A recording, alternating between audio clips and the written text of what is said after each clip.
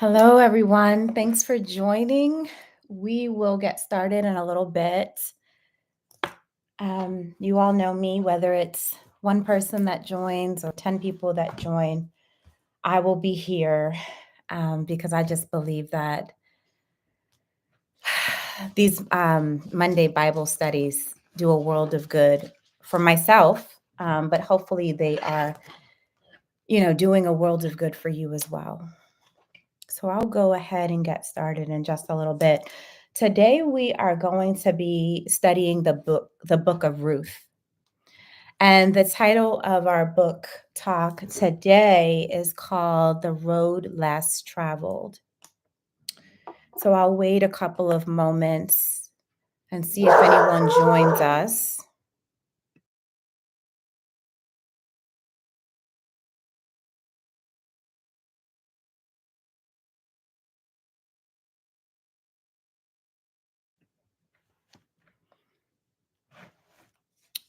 Okay, we are coming from the book of Ruth.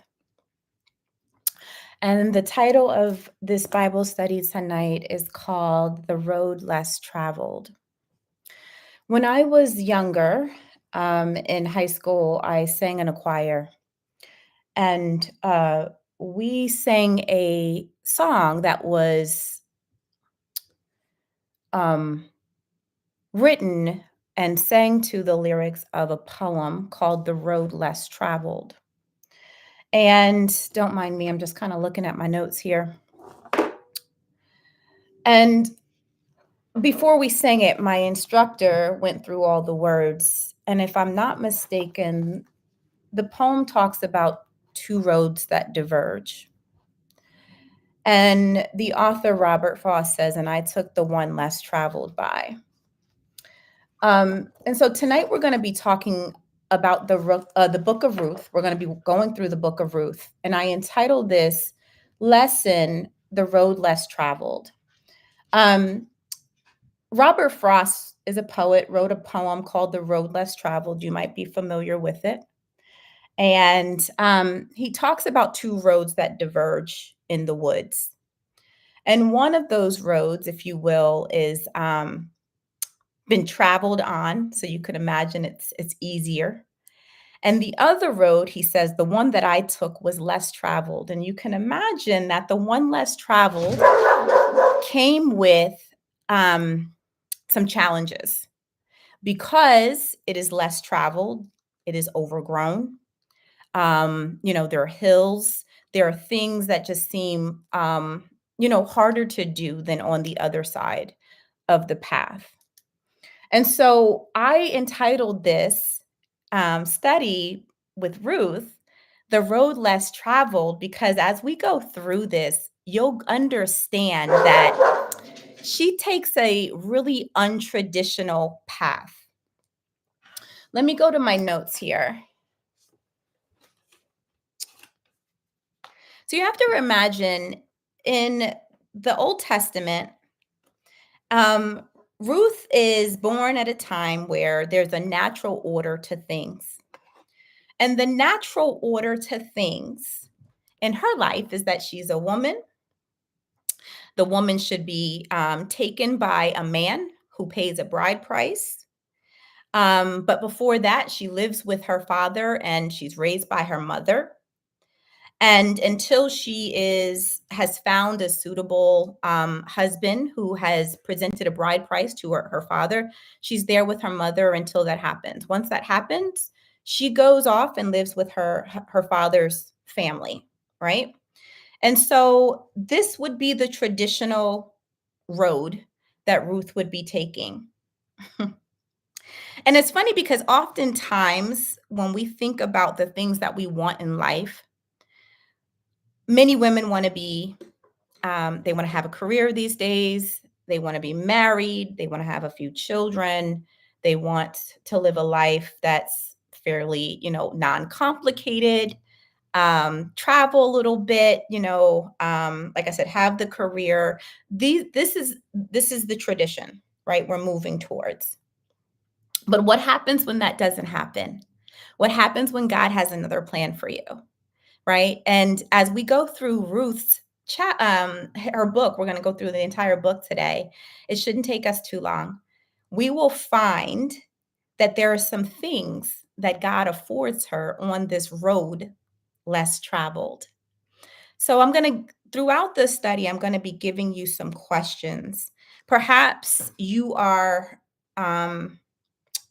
living a life that you wish was more traditional. Maybe you're not married, or maybe you are married and maybe your career is not where you want it to be. Or, maybe the things don't all line up in the way that you believe they should be lining up. Maybe that is the case. And so we're gonna explore Ruth, and I'm gonna ask you some questions so that you might assess, um, are you looking at this road that God has given you to its fullest potential and to its fullest benefit? So again, tonight we're going to be talking about Ruth and her road less traveled. I want to give you some facts though. Let me go to my notes. I got a thumbs up, so I guess we're doing okay. Let me give you some facts really quickly, if I can find them. There are 2.4 billion Christians in the world. 2.4 billion. That number surprised me. I don't know why, because I guess you hear a lot of negative things about Christians, the population diminishing, but there are 2.4 billion Christians in the world, and it's actually still the largest religious population. But has diminished over time, and it used to be almost one half of the world's population, but now it's one third, right? And so, but I would venture to say, I would imagine not even half of those people are Christ followers. Now, what I mean by that is you can be a Christian and not necessarily a Christ follower, right? There are some things that make it so, right? Make it so that you are a Christ follower. A Christ follower is that you are actually listening to God's instructions. I know there are a ton of people who identify as Christians. Yes, I know God, I'm a Christian, but they refuse to listen to what he's saying, right? So can you really call yourself a Christ follower when you are not following God's instructions through his son, Jesus Christ, right? I would also venture to say that many of those Christians are, wavering in their obedience. Not many of them are denying themselves or their truths, right? So I would ask you, what are the ways that you follow Christ? What are the ways that you follow Christ? And these are, you can answer them in the chat if you want, but you can also answer them, in your as you're taking notes, because I want you to really look at the path that God has you on.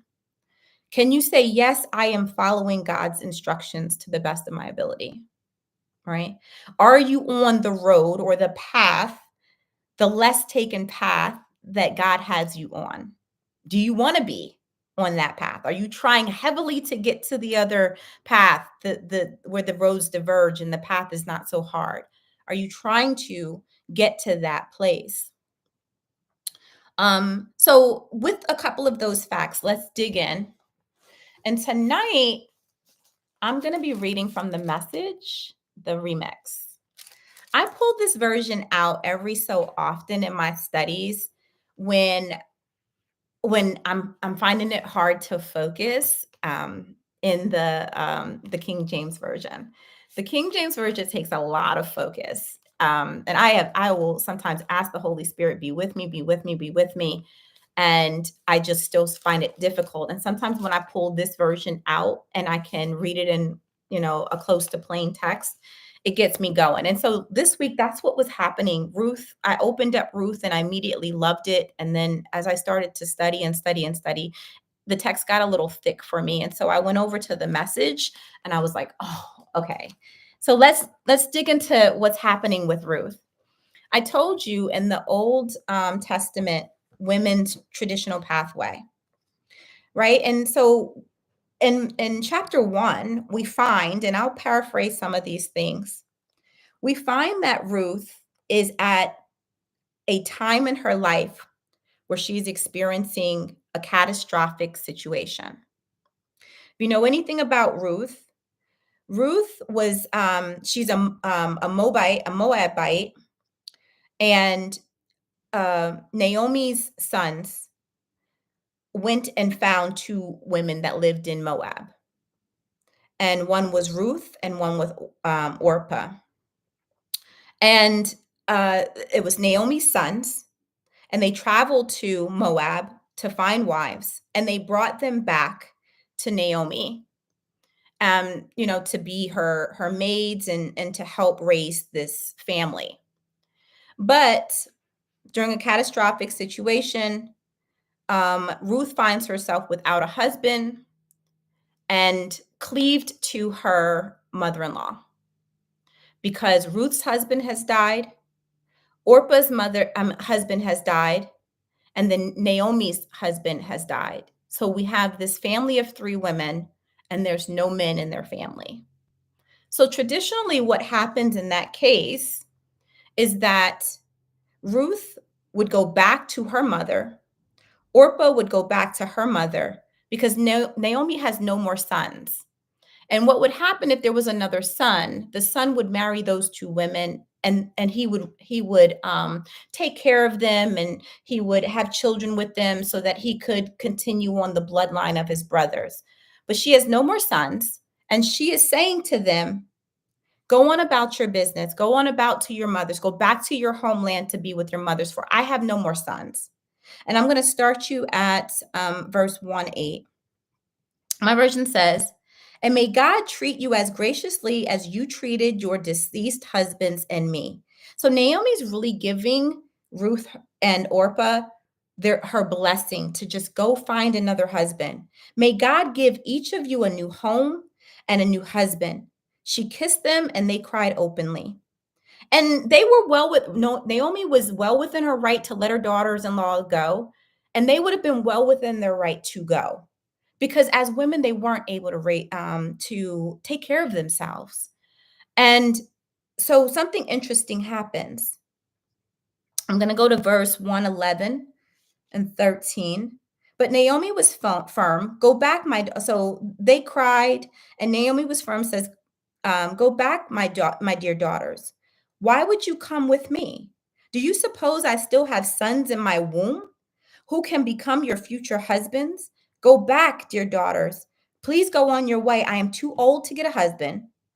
Why, even if I said there is hope?" I love this because Naomi, she says, even if I could give you hope, even if I could give you hope, even if I could give you hope and I found a husband tomorrow and he slept with me, would you even wait until my sons were 18 years old to be able to take care of you? So now this woman, Naomi, is without hope. And I know we've all often been there before, right? This is the work of the enemy, right? To steal our hope, to say, look what God has done. Look where he has left you. How could you still have hope? And this is where Naomi is. But this is something interesting. And we know that, and maybe I skipped over this, but we know that Naomi is a woman of God. She believes in God. Ruth and Orpah came from a land where they believed in other gods. And so not only did they marry Naomi's sons, but they also took on Naomi's God, our God, God the Father, right?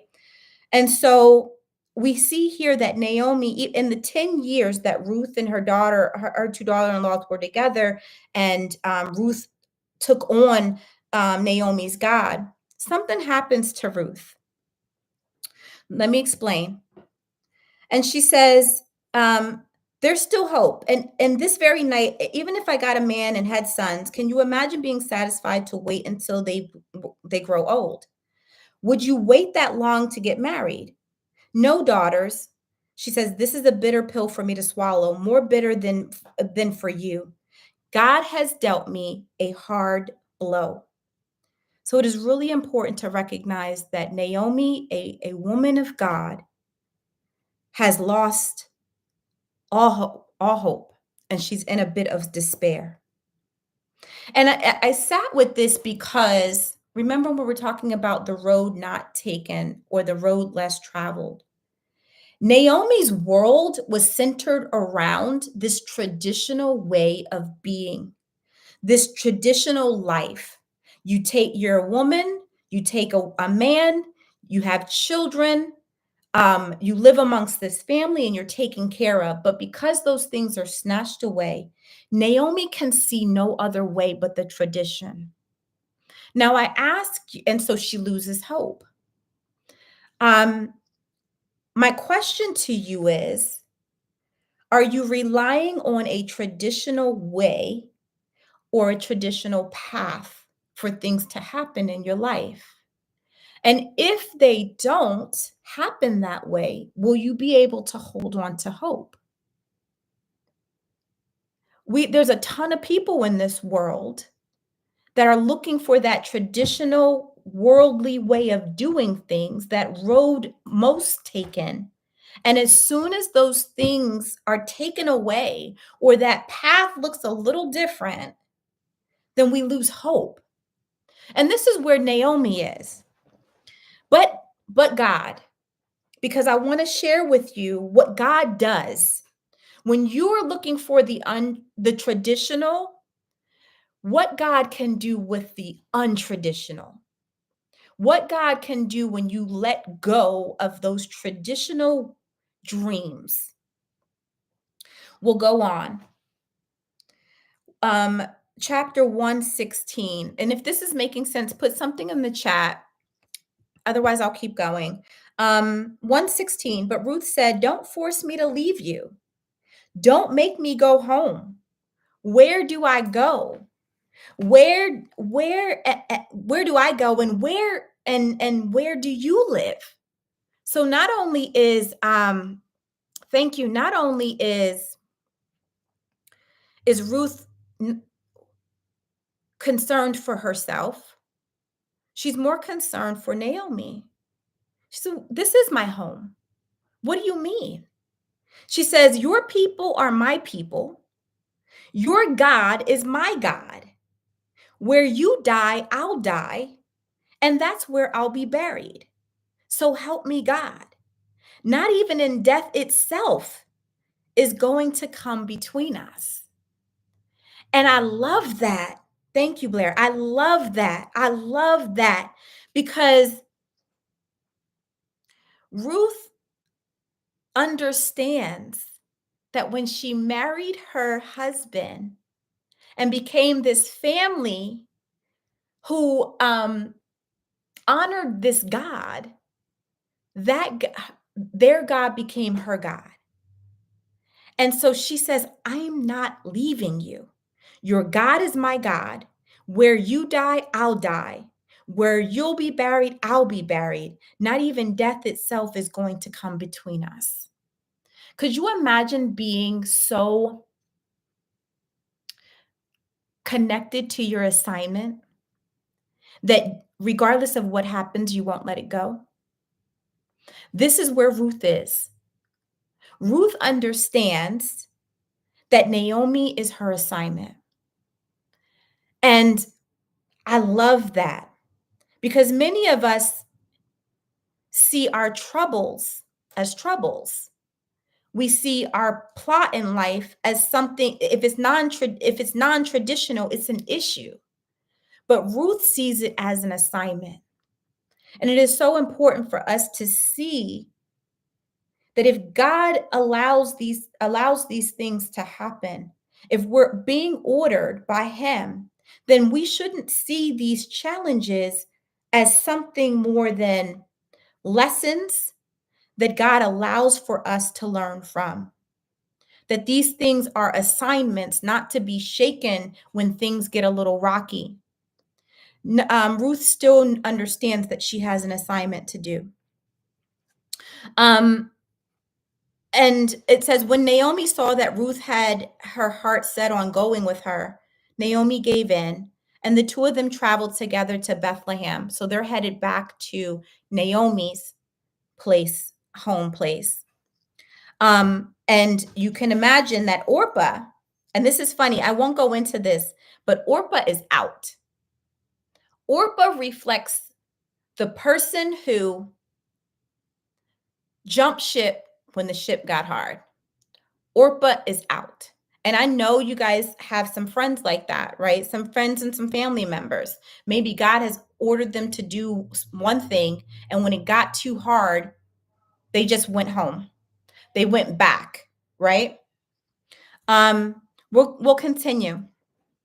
So Naomi got tired of fighting with Ruth, and she says, but don't, and then they go back to Naomi's house or back to her homeland.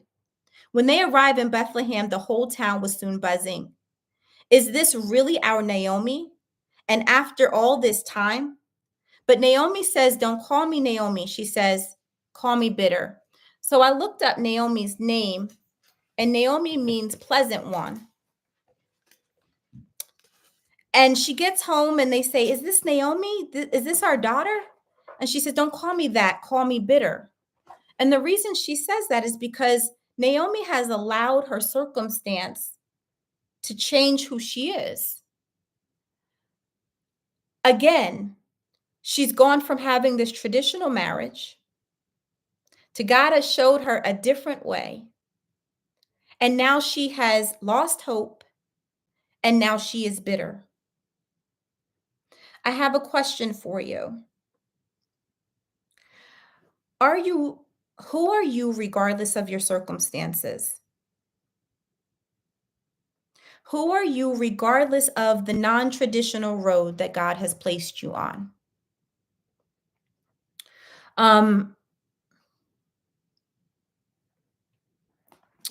Let me keep going. Naomi says, the strong one has dealt me a bitter blow. I left here full of life. I left home full of life, and God has brought me back with nothing but the clothes on my back. Why would you call me Naomi? God certainly doesn't. The strong one has ruined me. And I want to stop there a little bit because here we go, blaming God for the non-traditional pathway that he's placed us on. And Naomi's not the only one, right? I'm sure that I've griped and complained when life took a turn and didn't take me to where I wanted to go. You start to blame God. And so my question to you is, how is your relationship with God as things begin to change and turn? Do you recognize that God knows all and that he's going to use everything for your benefit? Or do you complain and fuss and wish you were on the path most taken? My other question I wrote is, how is it that Ruth has more faith as this new Christian or this new follower of God than Naomi? Has something in your life changed your faith because your path has changed? Now I want to go into chapter 2, and I'm going to speed this up a little bit because chapter 2 says, it just so happens, I'm sorry, let me go back up. Because what really hit me is that Naomi goes back home and says, do not call me Naomi, but call me bitter, because I once had everything, but now I have nothing. I once have everything, but now I have nothing. And I think the part that Naomi misses here is that she does not have nothing, that God did not leave her with nothing, that perhaps God gave her even something better than what she had, but she doesn't recognize it yet. God has kept Ruth by her side. And so I ask you, on this non-traditional path, what has God given you that you don't always see the value in? What has God given you that you're not always seeing the value in? And I want to move on. I'm going to go to verse 2:2. One day, Ruth, a Moabite foreigner, said to Naomi, I'm going to work.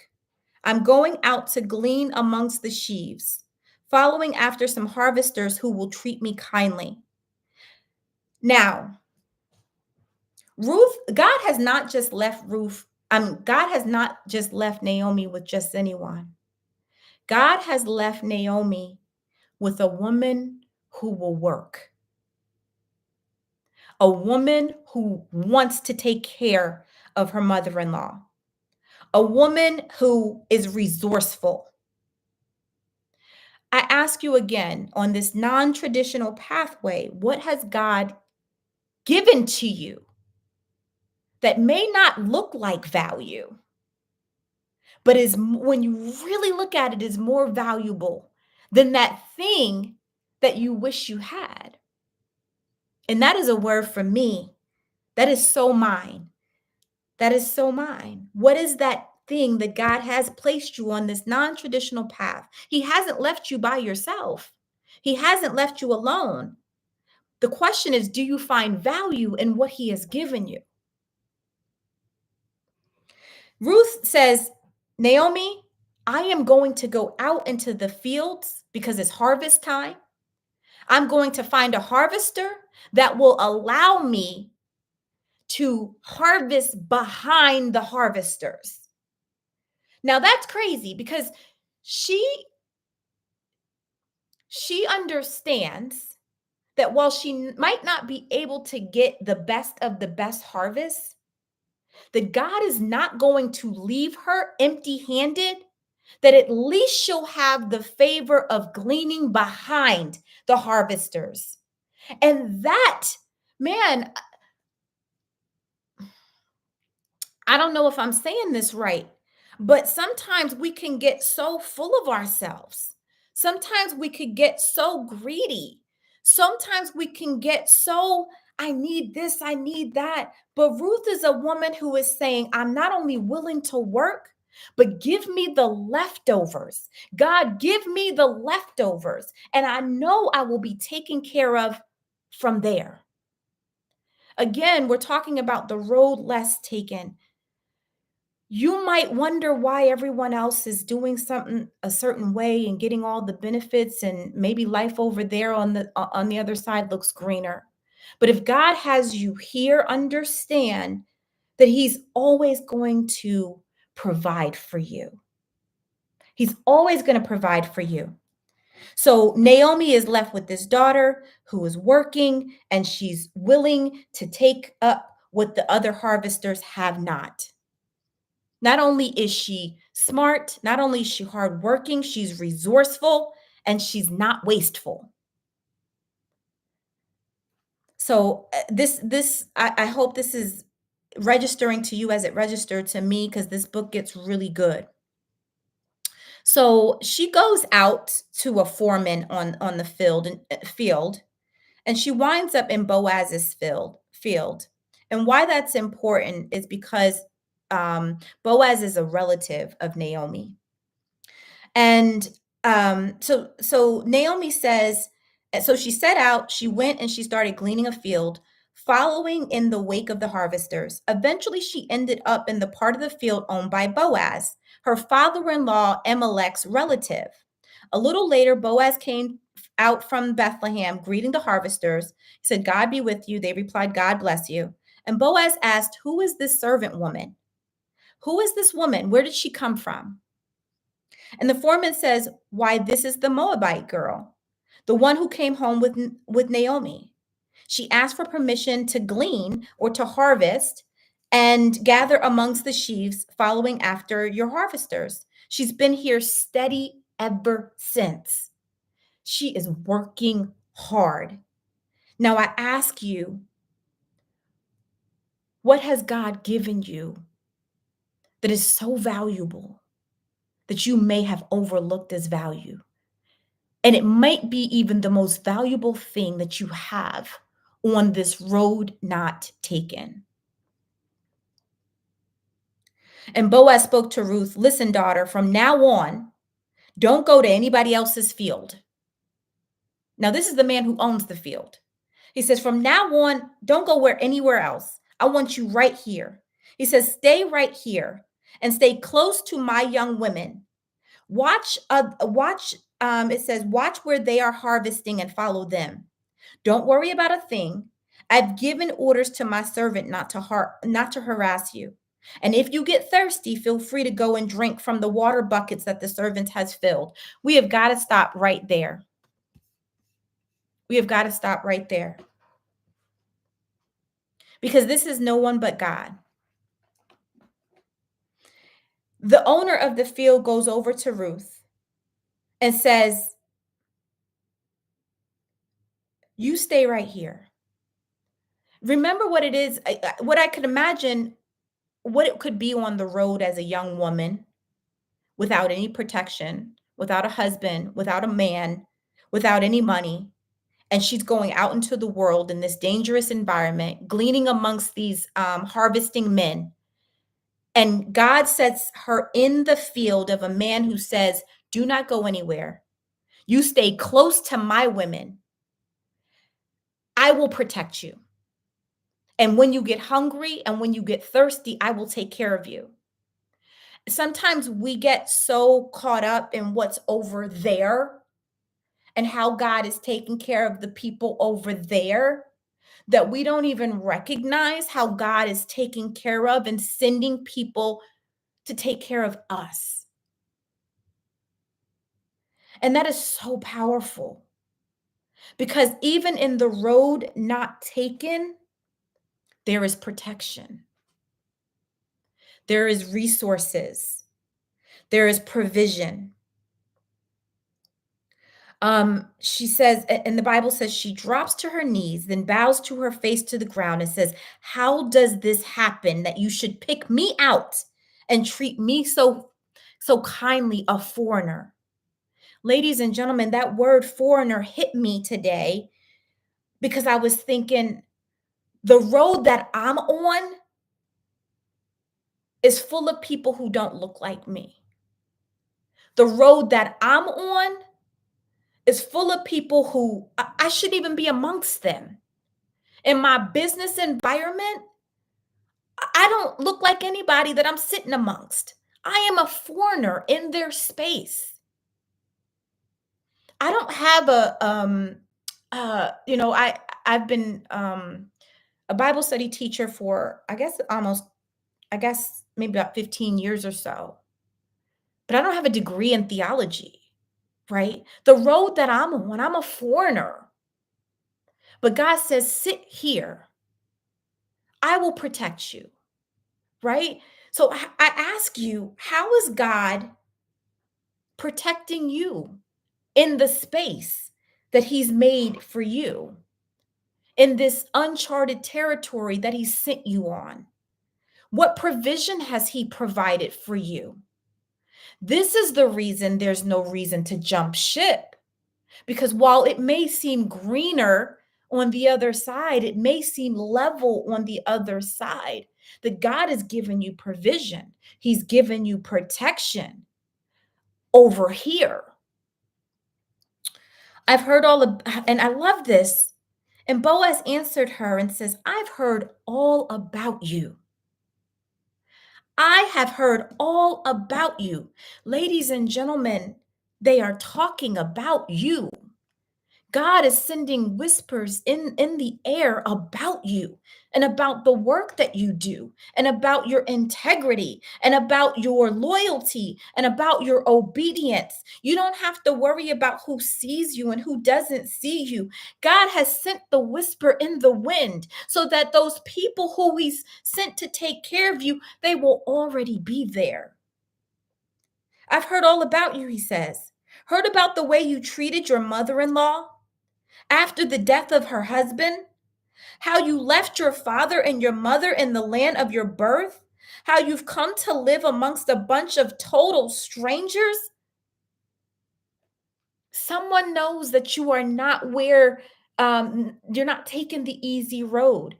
And someone will acknowledge that. God will send that person to acknowledge that, to help you along. But it is that integrity. It is that bravery. It is that strength that other people are watching. And I'm really talking to myself and I hope you're getting something. And he says, "God reward you well for what you've done." We might be looking for the reward to come from over there, but in your space, you will be rewarded. Boaz says, and with a generous bonus besides from God, to whom you've come seeking protection under his wing. And Ruth says, oh, sir, such grace, such kindness, I don't deserve it. You've touched my heart, treated me like one of your own. I don't even belong here. And Boaz just says, at lunch break, come over and eat some bread, and this time dip it in wine. I will give you the best. Ladies and gentlemen, you can have the best of the best, even in the road less traveled. And this is a word from me. I hope you're following along. I'm skipping all along my notes, but my question is, how has God taken care of you even in this road less traveled? So she joins the harvesters, and Boaz passed the roasted grain to her. She ate her fill, and so God is continually to provide for her, to feed her on her way. And not only that, he gives her enough grain to take back to Naomi. And it says Ruth gleaned the field until the entire evening. When she threshed out, she had gathered what she gathered. She ended up with nearly a full stack of barley. She gathered up the everything that she had, took it back to town, showed her mother-in-law the results of her work, and gave her mother-in-law the leftovers. And this is what Naomi says. Naomi asks, so where did you glean today? Whose field? God bless whoever it was who took such care of you. And Ruth told her mother-in-law, the man to whom I work today, his name is Boaz. Naomi said to her daughter-in-law, why, this is good. Because of Ruth's work, Naomi says, why, God bless that man. God hasn't quite walked out on us all yet. He still loves us in bad times as well as good.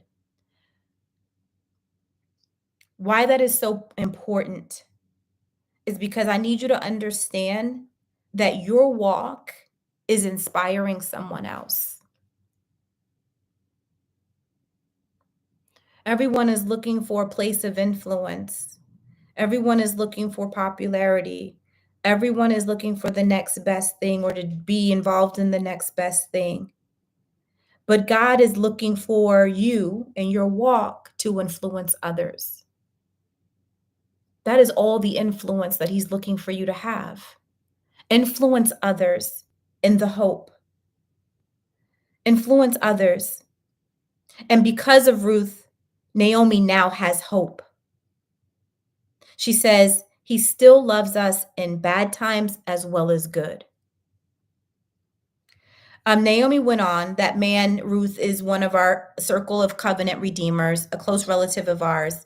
Naomi said to Ruth, that's wonderful, dear daughter. Do that, you'll be safe. Because Ruth says, and he asked me to keep coming back. He will protect me. And Naomi says to Ruth, that's wonderful, dear daughter. Do that. You'll be safe in the company of his young women. No danger now of being raped in some stranger's field. So Ruth did that. She stood close to Boaz's young women, and she continues to make a living for them in this way.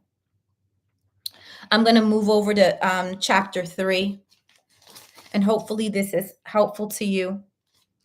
Let me go to my notes.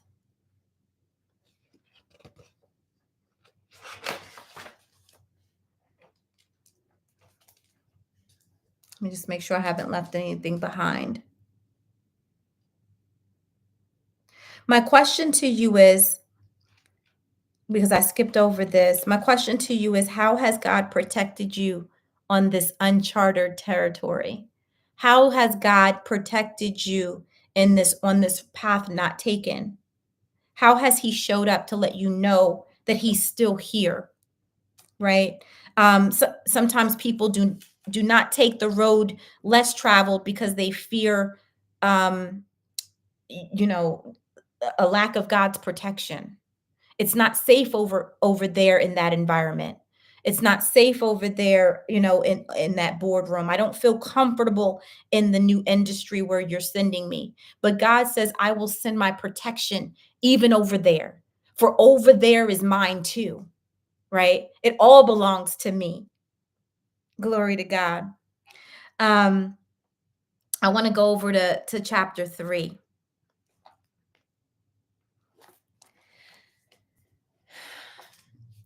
I love this chapter.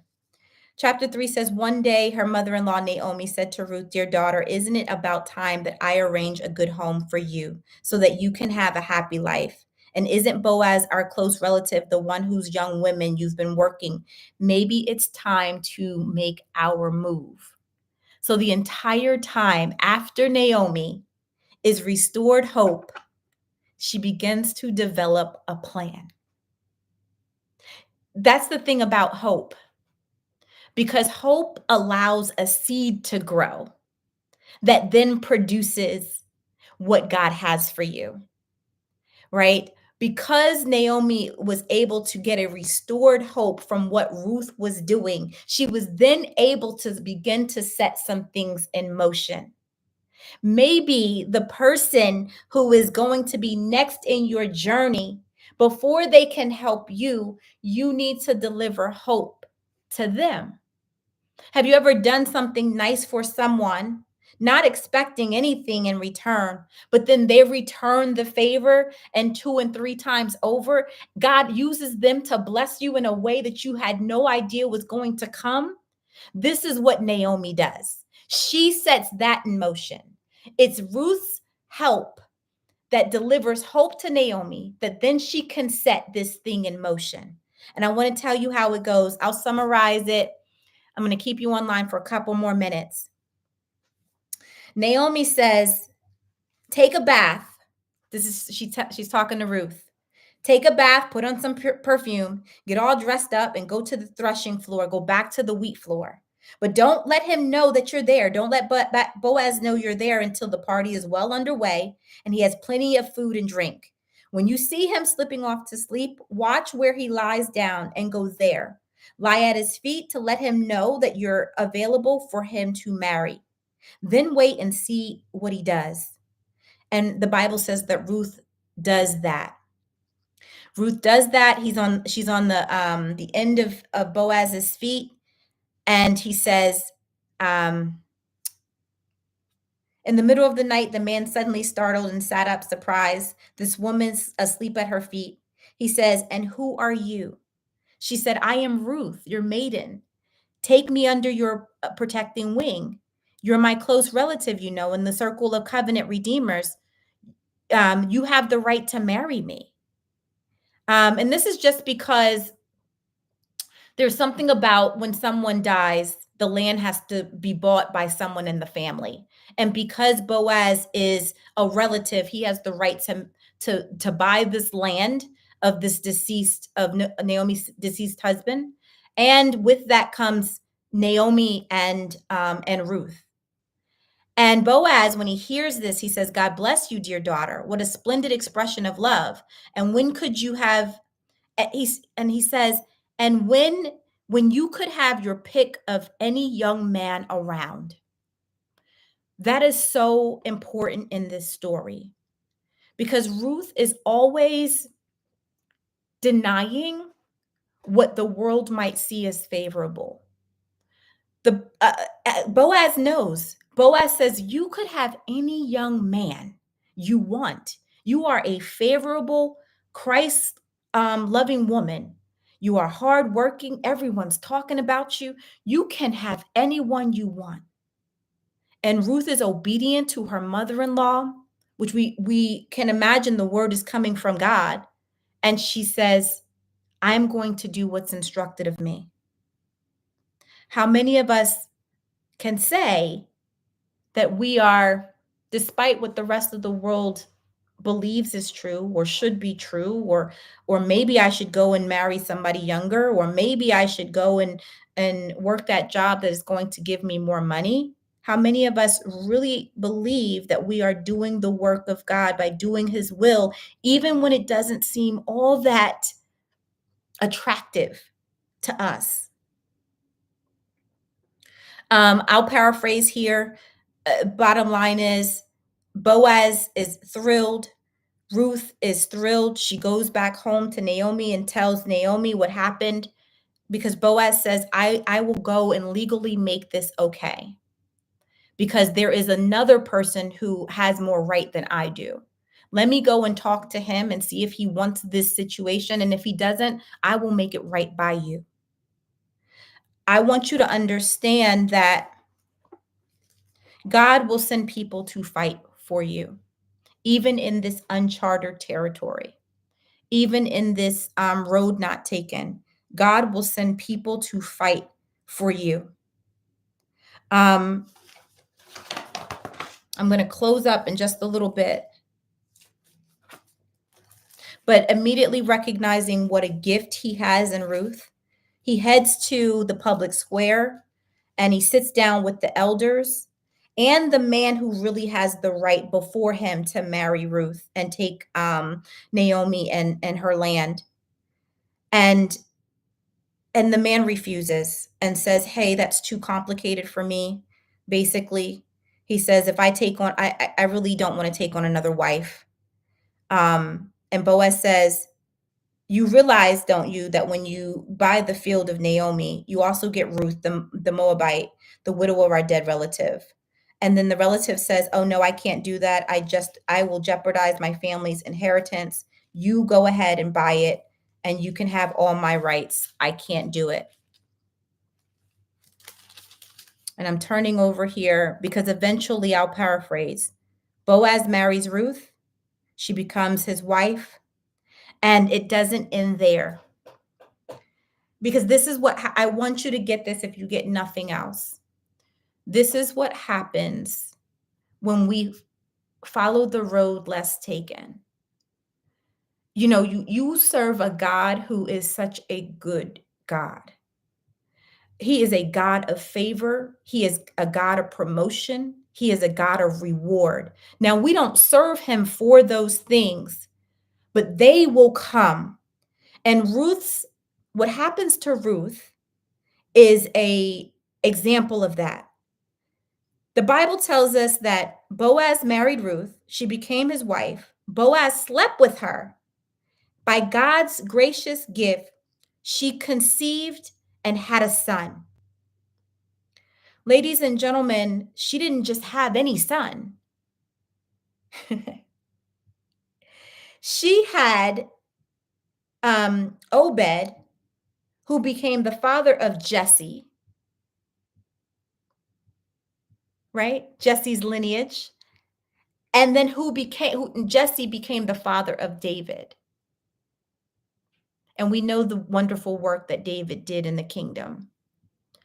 So not only was Ruth and Naomi taken care of, but her entire lineage was taken care of. She became royalty because of the things that she set in motion, because she wasn't afraid to take the road less traveled. She didn't go back home and marry another. That would have been too easy. The Bible says she cleaved to her mother-in-law, even when her mother-in-law had nothing to offer her but her family. She chose the road less taken. Now, I started this Bible study with telling you that there are 2.4 billion Christians in the world. Now, and that's 1/3 of the world's population. Now, I don't have the exact number, but I would imagine that the people who actually follow Christ, actually follow his word, actually follow his instruction, even if it doesn't seem favorable, I would venture to say that not too many people is on that path. Ladies and gentlemen, I hope you're on it. I'm trying so hard to be on it, but I don't want to be on the path taken by everybody else. I want to be on the path less taken. Because on that path, if God sends me, it's where I'm supposed to be. But there is nothing lacking on that path. I started asking you the question of how do you follow Christ? Now I'm going to close with, why do you follow him? And I'll give you a couple, if maybe you want to put some in the chat. But I follow him for hope. I follow him for favor. I follow him for provision. I follow him for protection. I follow him for gifts and rewards because I know they come with this. The Bible says, walk in expectation that you will receive these things. Follow him for resources, abundance, a sound family. And so I get all of those things. And even more so, wisdom. Absolutely. Wisdom. Yes. Yes. And so I guess my point is we won't lack on this side. All those things you're looking to get from God, you will get on this path less taken. I'm going to leave you with this. I always leave you with a closing verse. And I will leave you with Jeremiah 29:11. It's a very popular verse, but I want to say it to you in this vein, right? I want to say it to you in this vein. Now that you know Ruth, now that you've looked at your own journey, now hopefully you can recognize that even in this untraditional journey that you're not lacking anything.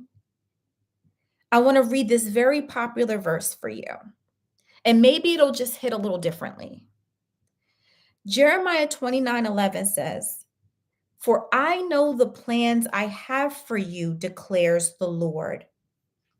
Plans to prosper you and not to harm you, plans to give you hope and a future." I want to leave you with those words because I want you to understand that the plan that God has ordained for your life, although it may be rocky and challenging, less worn than the other side, sometimes exhausting, that He has,